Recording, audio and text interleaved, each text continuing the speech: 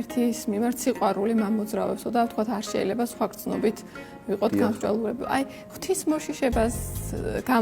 ღვთისმოშიშება დაშენებულია ამ სიყვარულზე თუ ღვთისმოშიშება რატომღაც აი ესე ესმით ხოლმე, რომ გვეშინია, რომ არ დაგუსაჯოს ღმერთმა.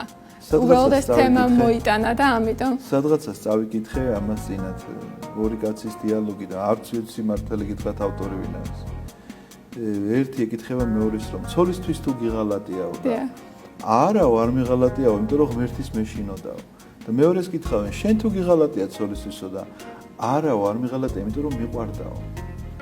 იცით რა, ორივე პასუხი ძალიან კარგი პასუხია, რომ ერთს ეშინოდა, რომ ესე იგი მცნება არ დაერღვია, მეორეს უყვარდა ცოლი და აი, მაგრამ რომელი ჯობია, რომელს უფრო გამართლება აქვს ზნეობრივად?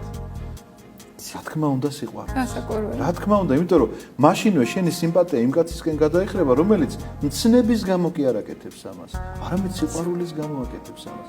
ამიტომ შიში შეიძლება ჩავთვალოთ, რომ არის პირველი ნაბიჯი, იმიტომ რომ აქედან იწყება დასაბამი სიბრძნისა არის შიში ღვთისა. რას ნიშნავს ეს? რომ როგორც კი გიჩნდება შიში, რომ თქვათ არ აღმოჩნდი ადამიანი ჯოჯოხეთში, ამიტომ იწყებს თქვათ მცნებების შესრულებას. ეს არის პირველი საფეხური ალბათ, რომელიც ადამიანმა უნდა გადადგა. მაგრამ მე მინდა გითხრათ აქვე აღვნიშნო, რომ თუ კი ადამიანი არ გადადგამს შემდგომ უფრო დიდ ნაბიჯს, იცოდეთ რომ ეს შიში მას გადაუვლის. ჯოჯოხეთის შიშით შეშინებული ადამიანი დიდხანს ვერ გაძლებს. კვლავ დაავიწყდება ეს შიში. ყველაფერმა გაუბრალოება იცი ჩვენში, ხო? თავიდან რაღაცის გეშინია, გამოცდაზე გასვლის გეშინია პირველ, მაგრამ მეორეზე უფრო იმად გადიხართ ამამად. საავადმყოფოში თქვა კბილის ექიმთან გეშინია, მაგრამ მე ვნახავ რომ არაფერი თურმე ესეთი არ ხდება, მეორეც ესე იგი ძალიან თამამად მიდიხარ.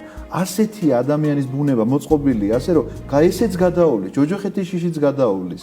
მე რაღაცას გამოიგონებს იტყვის, რომ ღმერთი მაინც მოწყალია და მაგრამ ეხლა ნახეთ მეორე და უფრო დიდი საფეხური, რომ ეს მცნებები რაც წაიკითხა და შესრულება დაიწყო მისი და რომ ნახა, რომ ეს ზნეობრივად ბევრად უფრო მაღლა აყენებს მას, ვიდრე იმ ადამიანს, რომელსაც მხოლოდ ეშინია და ამის გამო სიყვარული იხსნება.